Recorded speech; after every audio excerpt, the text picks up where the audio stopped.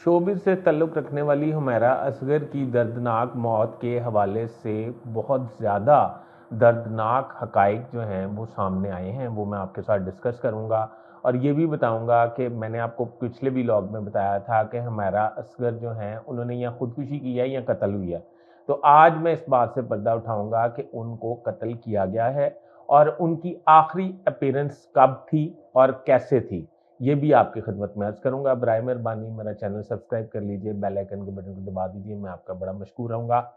Showbiz से ताल्लुक़ रखने वाली एक टीनेजर लड़की जो पंजाब लाहौर की वासी थी और उसने अपना शोबिज़ कैरियर बनाने के लिए यहाँ से हिजरत की और वो कराची में चली गई।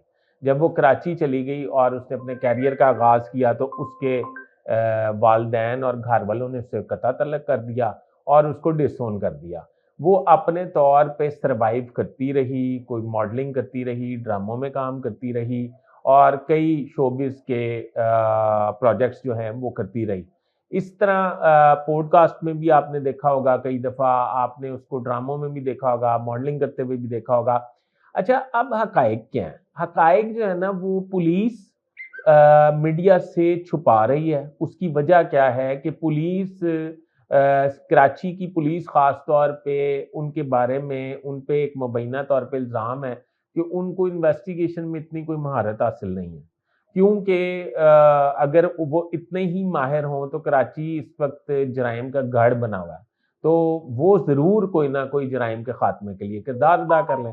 अब पुलिस इस बात को इस बात से जोड़ देगी, जो मेरी इत्तलात है कि वो शायद नशावर डोज़ उसने ली थी और वो ओवरडोज़ हो गई थी तो उसकी वजह से उसकी जान चली गई, ऐसी बात नहीं है। क्योंकि उसके फ्लैट से किसी किस्म की नशा आवर दवाई या कोई उसका लेबल या उसकी डब्बी या पुड़िया बरामद नहीं हुई। दूसरी बात ये है कि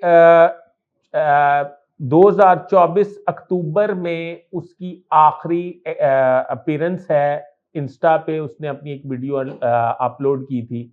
उसके बाद 2024 में ही उसकी फ्लैट की बिजली कटी थी। उसके बाद 2024 में सितंबर में ही उसने अपने मोबाइल से आखिरी कॉल की थी।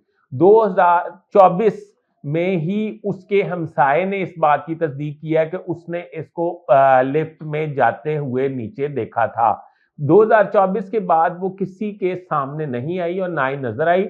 और ये कैसे हो सकता है कि आप कह रहे हैं कि मतलब फैलाया ये जा रहा है सोशल मीडिया पे और वैसे कि उसकी डेथ हुए कोई 20-21 दिन हो गए थे। 20-21 दिन में लाश जो है वो इतनी गल सड़ गई कि उसका पोस्टमार्टम रिपोर्ट भी पॉसिबल नहीं थी। उसके सारे जिस्म के अज़ा जो हैं वो बिल्कुल गल सड़ गए और अब मेरा ये ख्याल है कि जो अब तहकीकात हो रही हैं, मेडिकल एग्जामिनर जो कर रहा है वो केमिकल के ज़रिए ये बात सामने लाने की कोशिश करेंगे, बल्कि ये बात मेरा ख्याल आ जाएगी 1-2 दिन में कि उसको हुमैरा असगर को कत्ल किया गया है एक सोचे समझे मंसूबे के तहत और कत्ल करने के बाद उसका फ्लैट जो है वो लॉक कर दिया गया है।